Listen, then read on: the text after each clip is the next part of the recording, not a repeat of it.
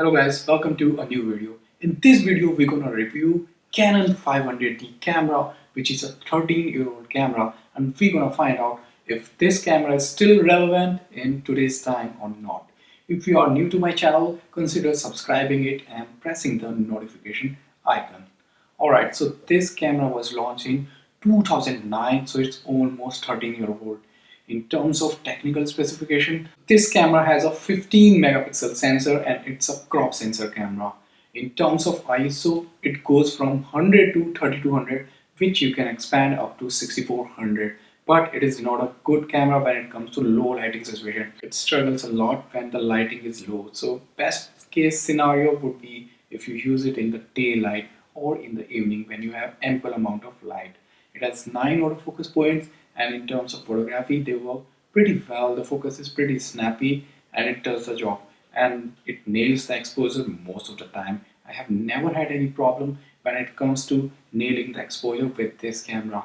For photography, I would rate this camera pretty high. It takes really very nice photos. The colors and the contrast, everything looks really good directly out of the camera. In terms of dynamic range, it has only 11.5 dynamic range, so not the best camera when it comes to landscape photography. It struggles a lot in terms of dynamic range, and also the frame per second on this camera is only 3, so it is not the camera that you would want to take out for like animal photography or sports photography or anything high action photography.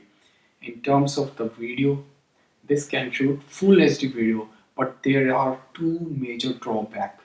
So this camera does not have a external microphone port, so you cannot connect an external microphone in this camera.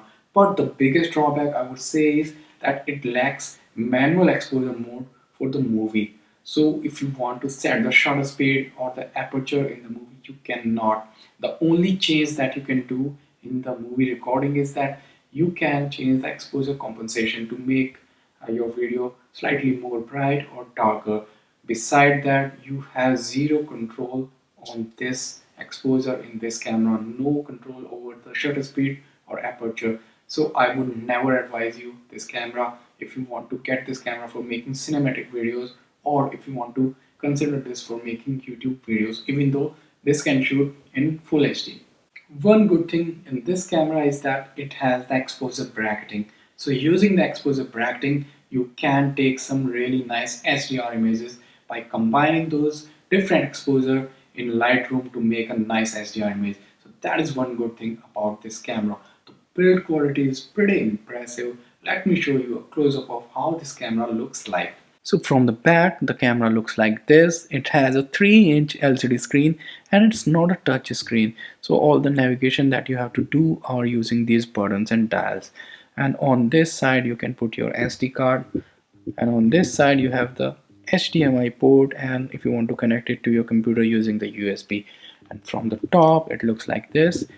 It has a similar kind of dial that you see on most of the Canon cameras, and it is very easy to use. The menus are very nice and easy to navigate. You can easily figure out this camera if you have used any Canon camera in the past. Now I'm going to put onto the screen some of the sample photos that I've taken with this camera. And these photos that I took were using the 50mm f1.8 lens, and most of the photos were in low lighting situation in the evening. And I would say the photos look really very nice. They look stunning, and I really like the colors and how they look directly straight out of the cameras. So in terms of photography, this is still a very good camera. Even in today's time, 15 megapixels are more than good enough. You can still do professional work with 15 megapixels. It still give you quite a lot of room for making some cropping. Now I'm going to put onto the screen the sample video that I've taken with this camera, and as I already told you, there are two major drawbacks when it comes to the video. Even though in the video you can change the autofocus from one place to another, but you cannot control the aperture, shutter speed, and it also does not have an external input for microphone. So I would never consider this camera if I am a serious video maker or a cinematographer. So this is how the video looks directly out of the camera. It's a full HD video, and right now I'm focused on those tulips, and it looks really nice. The colors and the contrast and the overall video quality looks really very nice from the camera, and this camera can also autofocus from one point to another during the video. However, you cannot change the aperture or the shutter speed.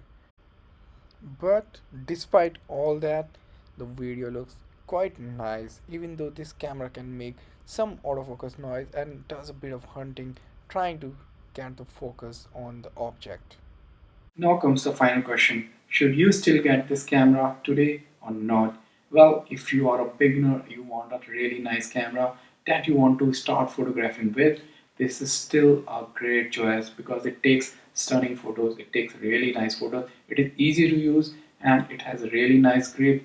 It feels like a professional camera and you can get this camera very cheaply. You can get this along with the 18 to 55 mm kit lens for around 100 to 120 US dollar, which is such a good bargain price for this camera. But if you are also into making some videos, you want to make some full HD videos for YouTube, or you take some cinematic videos, then you should not buy this camera. Maybe then you should consider buying Canon 550D because that camera has manual exposure mode for the movie, and you can also connect an external microphone in that camera. But if you are someone on very tight budget and you need just a camera only for photography, then you can definitely consider this camera because you can still get good results for photography with this camera. Alright guys, I hope you liked my video. If you liked it, like and share it and consider subscribing to the channel and don't forget to press the notification icon. And I will see you in a new video. Stay tuned.